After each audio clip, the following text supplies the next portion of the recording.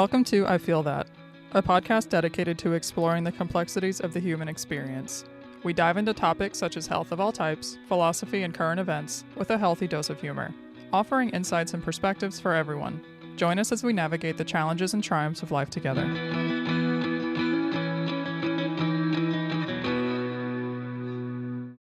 Okay, so we're finally here.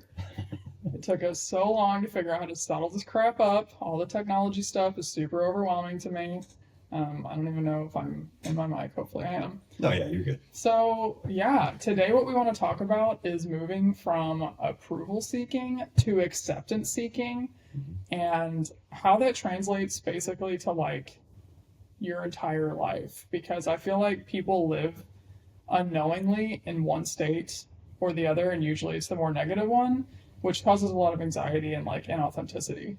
Yeah, absolutely. I mean, we've talked about this before, just us. I mean, not on this podcast, it's the first time on the podcast, but we've talked about this before, and the understanding, growing that understanding to where I didn't realize the difference between the two.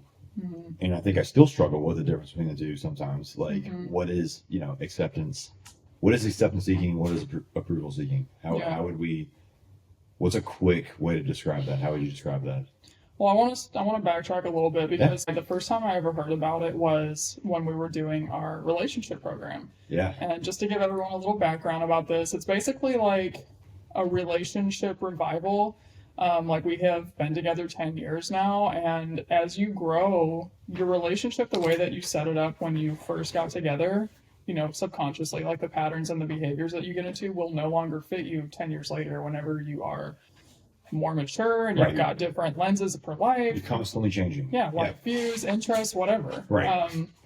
So basically, like, we're in this program, and we realized that one of the things that we had done unknowingly was transition from approval to acceptance seeking. I think you're supposed to transition in like teenage years, right? Yeah. We can talk about that on another episode, but we missed that train. Yeah, both of us have some childhood trauma. Yeah. A lot of us, probably most of the people listening to this, will have had some issues in their teen years, not knowing how to fit in and maybe being inauthentic to themselves. Yeah. So approval seeking, basically you seek external validation. You rely heavily on external validation and praise to feel good about yourself. You have a deep fear of rejection. Conditional self-worth, basically believing that your worth is dependent on the approval of others. Yeah. A lot of people-pleasing, difficulty saying no, being overly sensitive to criticism, and constantly needing reassurance. It's not all of those things. You don't have to check all of those boxes to be, So what do you think, like, after hearing that list, what do you think you struggled with most in the past, and how did that manifest for you? Oh, wow. Interesting. That's putting me on the spot. I don't know. I mean, a little bit of all of it, I guess. Like, it was tough. Like, you grow up. I definitely wanted to get external validation. That was like, I thrived on external validation. I mean, I originally got into like people who know anything about me, if you're listening to this and you know who I am, like, you think of like Kai was like the bodybuilder, the guy on Instagram and Facebook that was like, look at how jacked and tan I am, and it came from, when I first got into that, it came from a place of like, I just want to do this on my own. I want to be quiet about it. It's like, that's when I first started working out and exercising. It felt like that. But as I started receiving external validation for that became the fuel behind it. So that's where it manifested for me for sure. And that, that grew into a body dysmorphia issue, and just like, self-worth became tied to, I mean, if I had a minor injury, it was like devastating, because now I can't do the thing that people like me for, like that, you know what I mean? So do you think that like would make you get angry for getting hurt type thing? Like, oh yeah, like off? Yeah, get a small injury and everybody else is like, oh, it sucks, and you're like, I'm like infuriated by the fact that I'm no longer good enough. I think this being approval seeking really drives you to fear trying new things. That's what it came up for me, because it was like, what if I try this thing and I'm just bad at it, and like everybody sees that you're bad at it, and they're not going to approve you being bad at it. It's like that they will approve you when you're good, when you've earned their approval. So that, yeah, it stopped me from trying things, I think. What about you? Oh yeah, I totally relate to that. And like just to kind of rope that back into the whole podcast thing, like that's one of the reasons it took me so long to actually do this, because like you feel like, if you don't get it right the first time, or if you don't sound good, or if you don't have a good clear subject and it's moving in a coherent direction, then like people are going to think you're dumb. That was my biggest motivation for wanting to just do it now, because like why can't I just do it for fun? Why do I need people to like me in order to do something I enjoy? Right. Or why do I need to be good at it the first time I try it? Everything is going to get incrementally better every single time you do it if you do it consistently. And I think one of the biggest issues as a former perfectionist, was that like I just couldn't accept that I wouldn't do it right the first time. Yeah. And so to go back to your question, like what about me? I definitely struggled with all of the approval seeking issues. Right. And a big part of that was, for one, childhood trauma, like having an abusive parent and then being essentially abandoned by another. I mean, that's how it felt. Like for those that know me, you might know some of my story, but basically I was brought to Texas at a very young age. I didn't get to see my father or my family for 13 years. So my child self didn't know any different. That felt like abandonment. And you kind of get this like lesson in your head that like, I'm not good enough to be loved. I'm not good enough to be treated right, or like, to be taken care of in a loving way, and then the way that I received nice words or help from people, not help, but I don't know, positive attention, support, was by doing well in school. Yeah.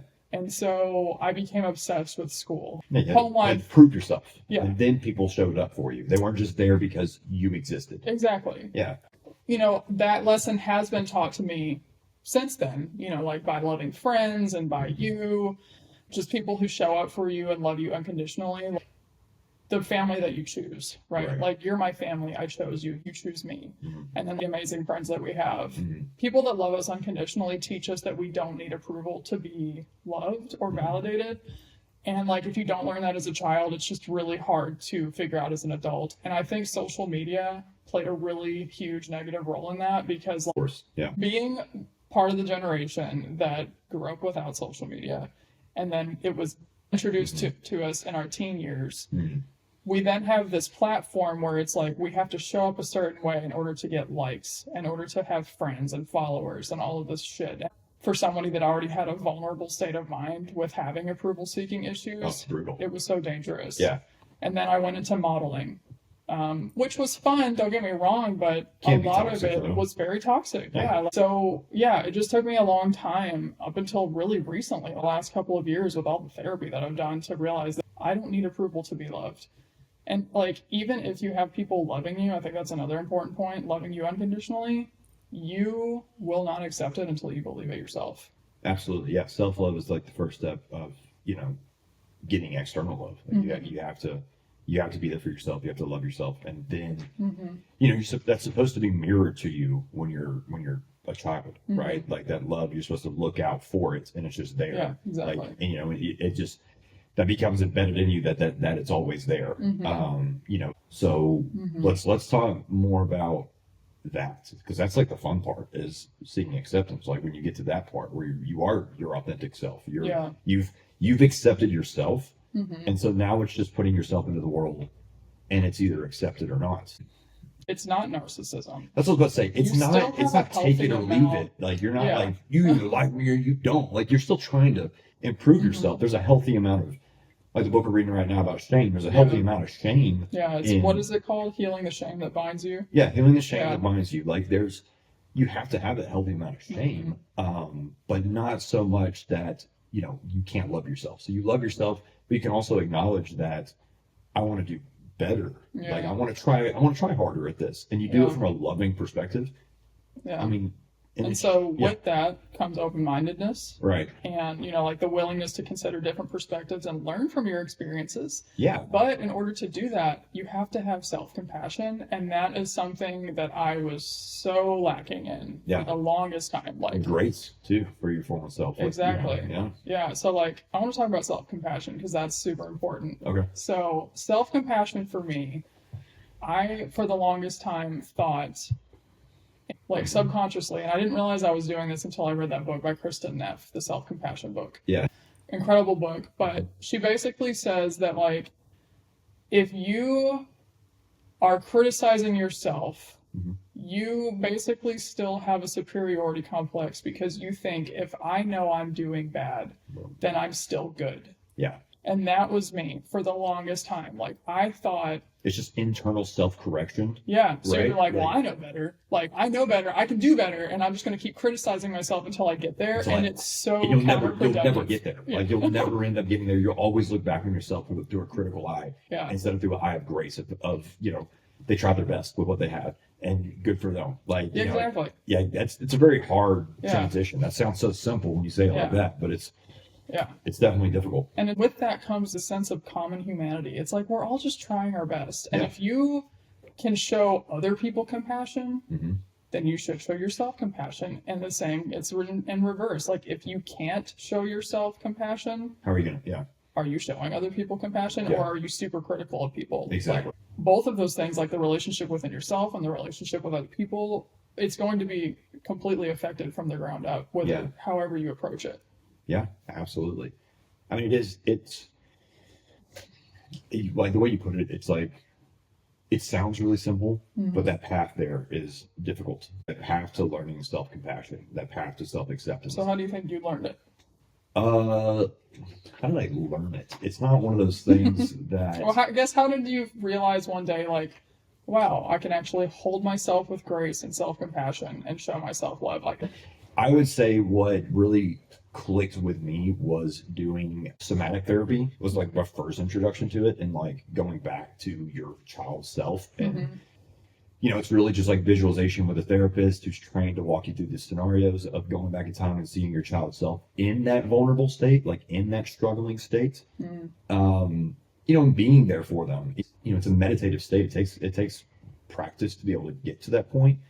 I think anybody can do it though, but you get to that point and you really feel like you're there for your child self. Like, you're showing up for them when they need something. What is it you need? And you realize all they wanted was compassion. And when you're the one, your future self or your current self is giving compassion to your past self, you realize that is self-compassion. Like, it is a future self giving your former self compassion. And once you're able to do that, you feel like, oh, that child self feels better, because that child self is you.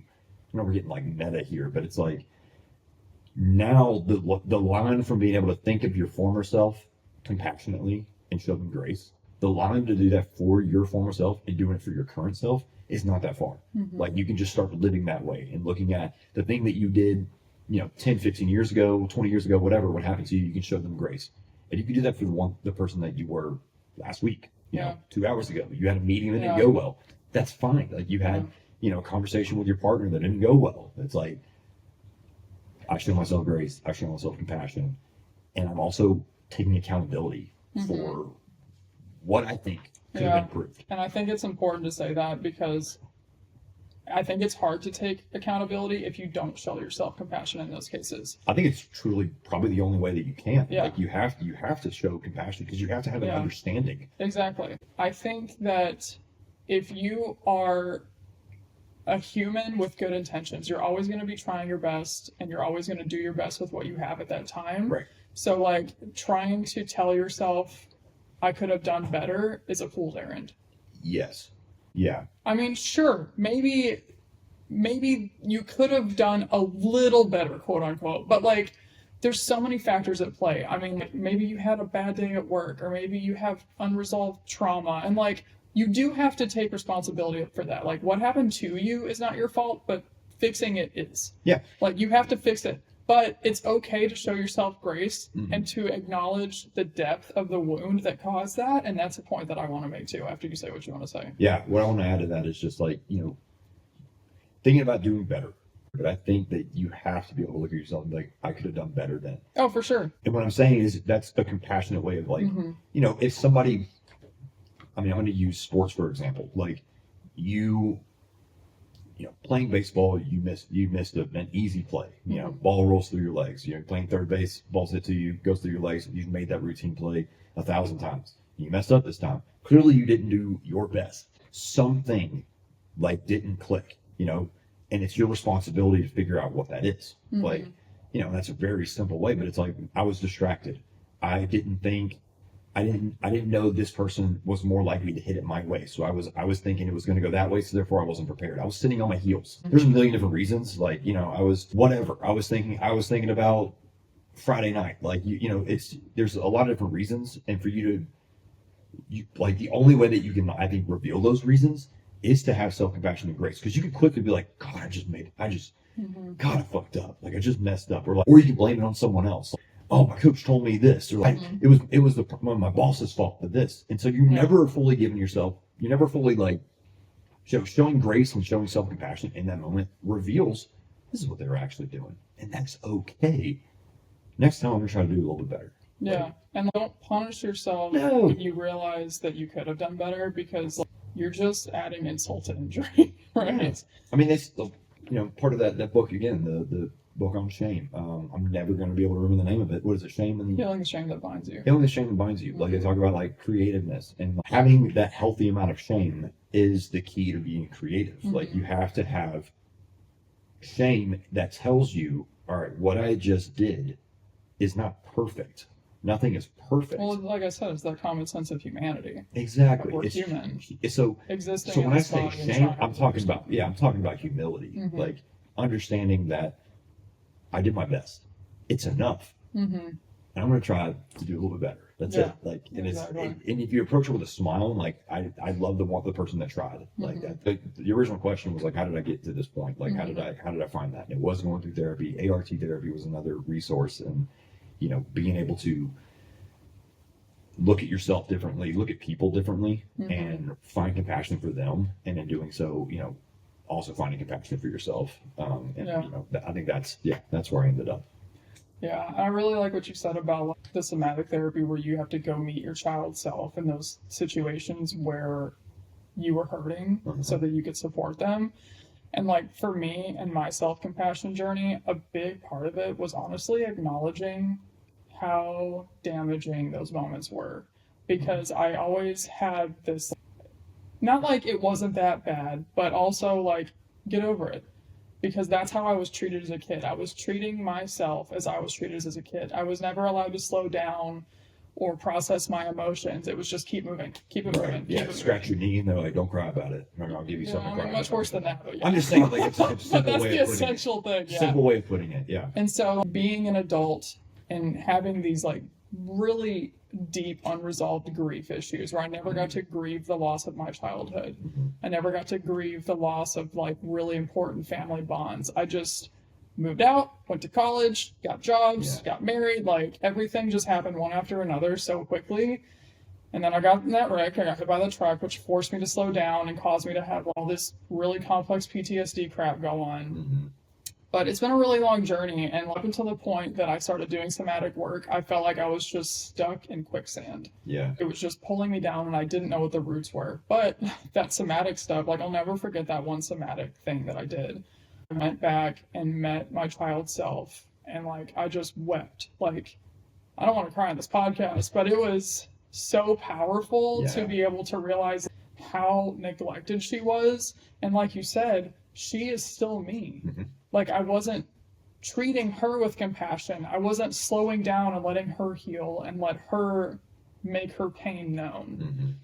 If you never do that, you'll never heal from it. Last year fucking sucked. Like, so many ways with the health stuff and like, but it was so good. I love digging deep into a wound and just like cleaning it out and irrigating it. And that's essentially what it was. It was like those emotional wounds that were just festering. And so, somatic helped me clean all that out. And like, once I really was able to take all these child parts of myself that had been lost along the way and just kind of sit in a metaphorical room in my mind with them and like see all the pain that they held, that's whenever I started to show myself compassion. Right. And I was like, oh, of course, they're hurting. I'm hurting. That's why we make mistakes. People don't make mistakes because they're bad. People make mistakes because they're hurting. And trauma shapes us in a way that we don't want to be shaped, right? Like it causes us to make shame-based choices, Which I know that I haven't done horrible things. I know that I'm a good person, but the things that I've criticized myself for, like publicly being vegan for 4.5 years and literally preaching about it and then having like an ego death over it whenever I got sick because I didn't know any better. Yeah. I was trying my best. You had a lot of shame surrounding that. A lot I did too. of shame. Yeah, that was a rough time. Yeah, but like, I don't know. Anyways, I feel like this could be such a long talk, but basically, like, we need to get back to what we're talking about Yeah. the approval seeking to the acceptance seeking. So once you get into acceptance seeking, what does that feel like? So acceptance seeking is basically like you get to a point where you give yourself internal validation, the self-compassion that we were just talking about. You know how to have healthy boundaries. You're resilient, you're open-minded to experiences and perspectives, and you have so much gratitude. Yeah. And so, like, whenever you have all of those things, you no longer need approval from people. You're confident in saying, I know who I am. I know that I'm human and I'm doing my best and I love myself. Mm-hmm. And I just want your acceptance. And if you can't give me that, then okay, I wish you the best and I'll find people who can. Yeah. Yeah. And that to me is acceptance seeking. I think that's exactly what it is. I think it is just being authentic with yourself and loving yourself. Mm-hmm. Showing up for yourself, being compassionate. And when you do those things, and you get in that state of mind that you do accept yourself, I mean, that you truly do. I mean, I've seen this in myself. My daily routines get better. Like how I carry myself, how I treat myself, how I speak to other people. Yeah. It improves because there's not a layer of shame around what you're doing. You move in that state of mind of I accept myself. Mm-hmm. I'm not ashamed of myself. Mm-hmm. I'm not afraid of presenting myself. Mm-hmm. And I think even when you are in approval seeking, there will be like I remember being more approval seeking, and I got glimpses of being acceptance seeking. Mm-hmm. Like there were times it wasn't just strictly one or the other. There were times where I was like, oh, I feel good about me. Like and it was like genuine. It felt genuine, and I presented myself the way that I truly like I felt inside and I loved myself. And then I would slip back into approval seeking. It wasn't enough. Mm-hmm. It wasn't solid. Like the foundation wasn't there. Because those little demons come creeping back into your little subconscious. Exactly. Yeah. So making those like drilling that path, that took a lot of therapy. Yeah. It took a lot of time. But what do you think the most important lessons from therapy that helped you do that are? I mean, I struggled with, like a lot of fear of like, what if? Mm-hmm. And that was like, what if I don't get approval? Mm-hmm. That's what it came down to. Like you have a big meeting coming up, or you have to go to a social event. What if they don't like me? Which is it's like a little child one of the first time going to the playground. Like what if no one plays with me? What if going to the lunchroom, and what if no one sits with me? Like it's fucking terrifying as like a young kid. It was for me at least. And I still lived that way, And so, I'm sorry, what was your question? I just got on. Like, what were the lessons in therapy that you helped you learn that? Got it. It was looking at those moments. Like, my therapist had me go through those moments of, and then, especially in ART, you go through those moments that were painful, that, somebody didn't sit with you or whatever it was. Like, some other, I'm not going to get into like childhood traumas of mine, but like something more traumatic than that really stuck with you. And it is the thing that made that wound stick to where you couldn't transition from approval to acceptance. Mm-hmm. So going back to those moments and giving yourself that approval, like we said earlier, and giving yourself, accepting that self. And also, I want to talk about Rosebud, as another thing. Such a good app. I used it just the other day for something like this. I want to give everybody a little or a little explanation. So Rosebud AI, it's an AI therapist counseling / journal app. Basically it's encrypted, it's private. I think it's $13 a month. Yeah. It learns you over time, and you can actually program it to talk to you and give you advice how you want it to. It's CBT so therapy, amazing.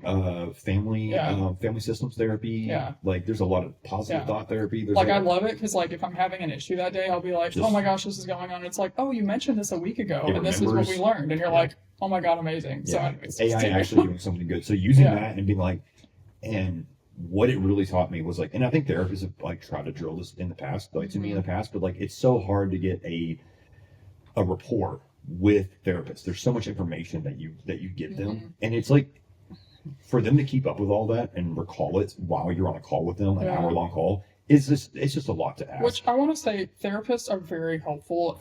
So helpful. But it's like they both have different benefits. Like Yes. Rosebud's really great for somebody on a budget. Or honestly, like I struggle with this as a creative personality type. I do a lot of lateral thinking where I keep everything to myself and mull it over and try to come up with every possible outcome and idea before I bring it out to people.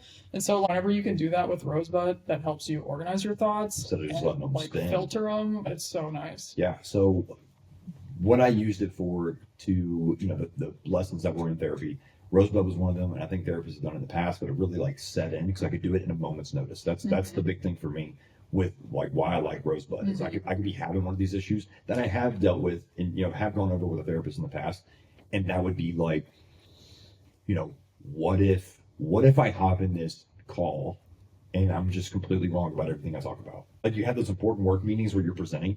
It's an hour long of you presenting, and you're like, what if I get to 30 minutes into this presentation and then the manager is like, do you even know what you're doing? And it's so irrational, but and I put that into my Rosebud app, and it's like, well, let's think about things in the past. Let's think about how you had this thing that you were nervous about and how did it turn out. That was like your highlight of your day. It's literally CBT therapy. It's literally CBT therapy, and you're like, oh yeah, fuck, that's right. I was super nervous. Because once you do something that you're nervous about and it goes well, it's like that feeling of nervousness, your brain just forgets that it was nervous. It's like, oh, I did great, But then when you're having another nervous moment, all of that just like, it's like you can't see the path. Like you can't see, it's hard to look back on yourself in those moments. When you just get nervous, you start to get anxious. So like that's what I learned was actually looking back, taking a deep breath. Breath work has been huge for me to be able to like get into that sense of gratitude. Can I interject? It honestly sounds like it's helped you actually give yourself credit for the strength that you have. That's exactly what it does. Yeah. It gave you credit because it was like, oh, remember you were nervous, but you didn't have to be because you actually were capable. Yeah. You wowed the people that you talked to. Like you've gotten better since then too because you've been working hard. Like, and it just reminds you that even if you did something 10 years ago and you're like, I did this public speaking thing and I bombed. Mm-hmm. That's not going to be today. You've done, look at all this work you've put in, and even if it does, you're still you, man. Like you still love yourself. Okay. You're going to be okay. Yeah. You're not, one of the things like I visualized, to just make it more ridiculous was like, okay, I had a meeting yesterday where I had to present and it's like, okay, what if this does go wrong? What if I get in there and I just get everything wrong? I'm talking the wrong subject. They ask for my advice on something. It's wrong. Everything, it's just bad. And then you finish that meeting, you walk outside and everybody that like you felt has been critical of you in your past, they were all right outside the door listening. And they're like, dude, that was bad. You were so bad. I told you. What? Yeah, you're like, this dude's an idiot. Well, and they're like high-fiving each other, like, I told you he was an idiot. Like, I know, dude, I know. But like, and then I start like painting that picture and you're like, that's fucking ridiculous. Like, because no one cares. Like, it's like, all right, Brian, you want to think about the worst case scenario? Well, here you go. Exactly. My brain was serving up like some soft, like, what if you say something and the manager's like, well, I don't fully agree with that. And you're like, oh, that would hurt. Mm-hmm. But in reality, no, it doesn't. You just present yourself, and if they don't approve of it, whatever. Yeah. But they're gonna accept that you came up with an idea. Yeah. And I think honestly, like working the job that I do now, like it's very common for people to, not accept your idea. Yeah. And getting that rejection constantly is fine. But that's literally acceptance-seeking behavior. It's literally saying, if you don't like me, I don't care. It doesn't because matter. I like myself enough, and I know that I'm worthy and lovable enough to be okay if you reject me. Exactly. It's a strange balance that when you think that way, when you think that, oh yeah, I'm trying my best, you can accept it or not, you will do better. Oh yeah. You perform better because it's not like, what if I miss this? What if I forget to say this thing? Mm-hmm. You won't forget it if you're just in it, because you're. Just trust yourself to be the best that you can be. And that's what therapy is. Rosebud, you being encouraging, like it's just a better way of being. I think. Oh yeah. Yeah. Yeah. So I love that we talked about all that. I think that, I don't know, it's just a really good place to be. And I hope that everybody can get there and realize that, like you said earlier, sometimes you are in those moments of acceptance seeking, even if you do find yourself seeking validation more often than you'd like to. Just notice those moments, notice how you're feeling inside, what's going on around you, and try to create these little snapshots. Mm-hmm. You know, these like, this is what I am. This is my true self. I know that it's there. It's never lost. Sometimes it just gets covered up by other crap and we have to clean it out. Yeah. And you can do that with therapy and Rosebud and reading and all kinds of stuff, talking to friends. Like, I want to say that too, actually. Okay.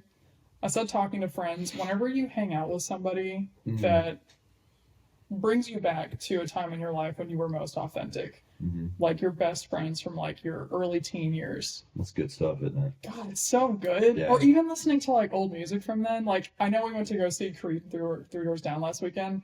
That's what that music is for me. It's so cheesy, but it's so nostalgic because you're like, damn, dude, when I was 14 listening to the radio and nothing mattered, like, I love some early 2000s crap. Oh, absolutely. Yeah. It's fantastic. Yeah. I want to say this about like approval seeking and acceptance seeking. Approval seeking, you, like I said, it stops you from trying new things. It also stops you because trying to seek approval is exhausting. Oh, yeah.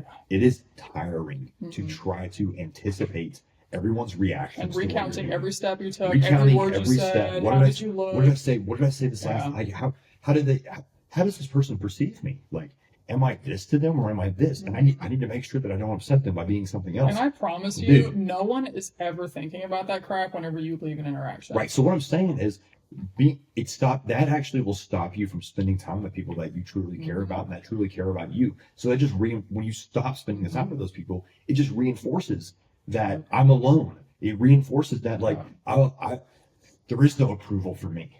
You know, that's where you eventually can end up, is like, I'm alone. No one approves of me. But if you just you isolate yourself, start to isolate, and then whenever you isolate, people get busy. You take it personally, and then the cycle it's like literally, what is it called? Like a downward spiral. Yeah. You know, like, whatever it's called. But it's horrible. But then once you start, seeking acceptance, you be yourself and love yourself, reaching out to those friends, like you mentioned, spending time with an old friend or something, there's so much like less pressure. I used to feel pressure reaching out to even friends that I knew cared about me. I felt pressure because I wanted their approval. They were trying to give me like their acceptance, but I was trying to get their approval. So it was like, and I started. Damn, that was good. I feel that. Nice. Yeah. And it's like, because they're like, dude, I accept you. And you're like, yeah, but look how much better I am. Do you approve of me? Am I good enough? And that was exhausting. So it made me spend less time with those people, when in reality, they were like, yeah, I've been here all along, man. Like, so good. And so it's like, so now, like, getting into, over the past few years, like, getting into that, learning, because it's only been a couple of years, I mean, for me to get back in that mindset, like, not to get back, but to gain that mindset of acceptance seeking. And so reaching out to friends, communicating with family, communicating with, new friends has become a lot less exhausting. Like, I used to think of myself as an introvert, right? But I think it was because I was tired of seeking approval. When in reality, it's like, I love like chatting with my friends. I love hanging out. I love shooting shit. Like, I love playing board games and just being myself, cracking jokes. Meeting new people is actually fun if you're not trying to get their approval. If you're just like, this is what I am. Exactly. There are introverts. I'm not saying no one's an introvert. They're just not acceptance seeking. You can be an introvert and still accept yourself. I'm just saying, for me, that was my experience, that I thought I was an introvert, but really I was just approval seeking. Yeah. And it's like they say in that book, he's like, shame kills. And that's why, because human connection is literally necessary to our survival. And it's been proven through studies that people who are isolated have more health problems and live shorter lives. And people that are in community live longer. Yeah. And so, like, if you have that shame that isolates you because you need approval and you feel like you're not worthy of the approval, like, it's all so connected. Absolutely. Yeah. Yeah. I mean, community is very important, and acceptance seeking in the community is, you're, and to find a community that does accept you, it's like, It's gold. It's gold. Yeah. Like, it's so sweet. Like, when I say community, my brain went to like, like a big community, like a group of people. Like your community could be you and your two best friends. It could be you and your wife and, Yeah. your family. Like Mhm. that could be your community. The scale of it isn't an indicator of like how like quality it is. Yeah, it's the people that show up. Yeah. Yeah. All right. Well, this is fun. This This is is our good. first like Yeah. chat. If at any point during this you're like, yeah, I feel that, please let us know. We'd love to hear it. Yeah, if you feel that, like, yeah, let us know if any topics y'all want to like Mhm. hear us talk about. I mean, we have a lot that we're just gonna run through. If you have Mhm. questions or you want more topics or you have a topic like in mind, like, hey, what is this like? I mean, we're millennials that are married and childless, so if there's anything else you want to know about how our lives operate or how that goes, yeah. All right. Cool. Yeah, I feel that.